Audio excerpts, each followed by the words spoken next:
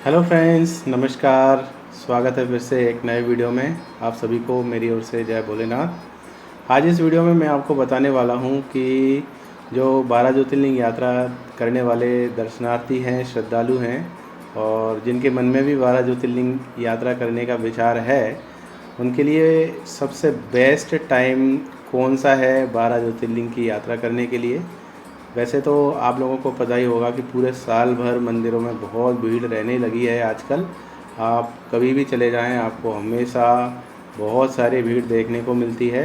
अगर आप लोग चाहते हैं कि हम लोग ऐसे टाइम पे दर्शन करने जाएं जब मंदिरों में कोई भीड़ ना हो, मतलब ज़्यादा भीड़ ना हो, और जो मतलब यात्रा करने जाएं तो परेशानी भी कोई ना आए, क्योंकि आप सभी लोगों को पता ही होगा कि 12 ज्योतिर्लिंग की यात्रा करने में हमें भोलेनाथ जी के जो 12 शिवलिंग हैं उनके दर्शन करने होते हैं। और वो शिवलिंग उत्तर से लेकर दक्षिण और पूरब से लेकर पश्चिम तक हैं भारत में। और कुछ जगह ऐसी हैं जहाँ पे 12 महीने के लिए दर्शन खुले नहीं रहते हैं।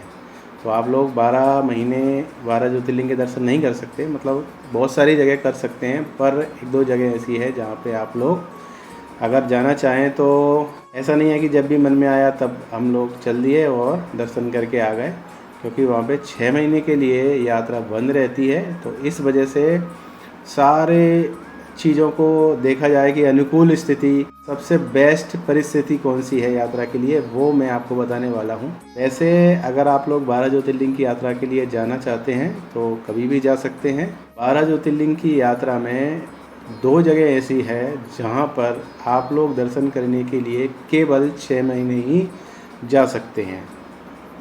और उन 6 महीनों में भी बहुत सा टाइम ऐसा होता है जब बहुत ही अधिक भीड़ होती है मंदिरों में, पैर रखने के लिए भी जगह नहीं रहती है।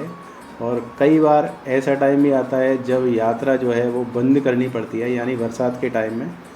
तो उस समय भी यात्रा करना थोड़ा सा डेंजरस हो सकता है।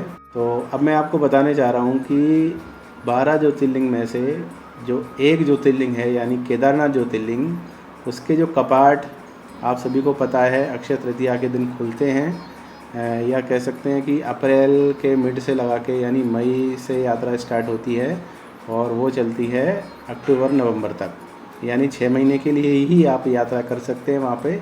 इसके बाद आप 6 महीने के लिए वहाँ पे नहीं जा सकते। तो अगर आप लोग चाहते हैं कि एक बार में ही 12 ज्योतिर्लिंग के दर्शन करें तो आप लोग अप्रैल से लगा के अक्टूबर नवंबर तक यात्रा कर सकते हैं वहाँ पे। लेकिन आप सभी लोगों को पता भी होगा कि जैसे ही मंदिर के कपाट खुल जाते हैं केदारनाथ मंदिर के, तो वहाँ पे शुरू में कितनी भीड़ होती है।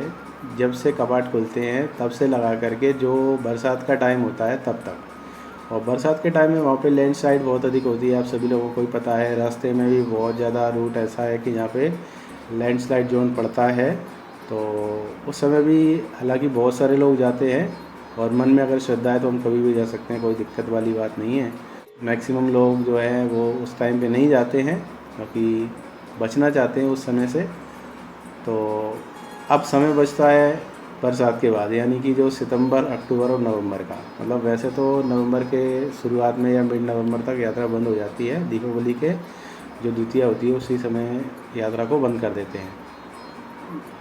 तो जो यात्रा का सबसे बेस्ट टाइम है वो कह सकते हैं कि सितंबर और अक्टूबर का है सबसे बेस्ट, यानी 12 महीनों में से ये 2 महीने ऐसे हैं जब आप लोग केदारनाथ और बद्रीनाथ, जो साथ में बद्रीनाथ जो 4 धाम में से एक धाम है, वहाँ पे अगर जाना चाहें तो वो भी 6 महीने के लिए बंद रहता है। तो अगर आप लोग जाना चाहते हैं तो साल भर में कभी जा सकते हैं, लेकिन इन दो जगहों पर केवल 6 महीने जा सकते हैं। केवल केदारनाथ में ही नहीं बल्कि गर्मियों में तो हर जगह आपको भीड़ देखने को मिलती है, और जो बरसात का समय होता है उस समय भी हर जगह आपको भीड़ देखने को मिलती है। लेकिन पूरे साल भर में से यही एकमात्र ऐसा समय होता है जब मंदिरों में भीड़ बहुत ही कम होती है, यानी ना के बराबर होती है।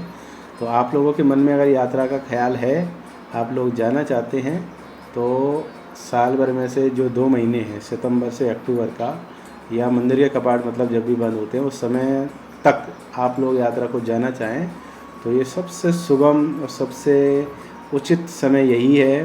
बेस्ट टाइम है यात्रा का, आप लोग इसी समय निकलिए। एक छोटी सी एडवाइस है और ये बहुत ही अधिक महत्वपूर्ण है आप लोगों के लिए। मतलब कह सकते हैं कि सबसे अगर अच्छे दर्शन आप लोग करना चाहें तो इसी टाइम आप लोग यात्रा पर निकलें, यानी सितंबर तो निकल चुका है, अब जो अक्टूबर और नवंबर का जो महीना बच रहा है, यानी इस बार मिड नवंबर तक दर्शन बंद होने वाले हैं। तो आप लोग तब तक बहुत अच्छे से दर्शन कर सकते हैं सभी जगह पे। 12 ही जगह आप लोग जाएंगे या बीच में और भी कहीं जाना चाहेंगे तो आपको इतनी भीड़ नहीं मिलेगी जितने की आपको साल भर देखने को मिलती है। तो ये एक छोटी सी एडवाइस या छोटी सी सलाह और एक बहुत ही महत्वपूर्ण जानकारी आप लोगों को देना चाह रहा था। तो वीडियो कैसा लगा कमेंट में ज़रूर बताएं। मैं मिलता हूँ आपसे अगले वीडियो में, तब तक के लिए जय भोलेनाथ।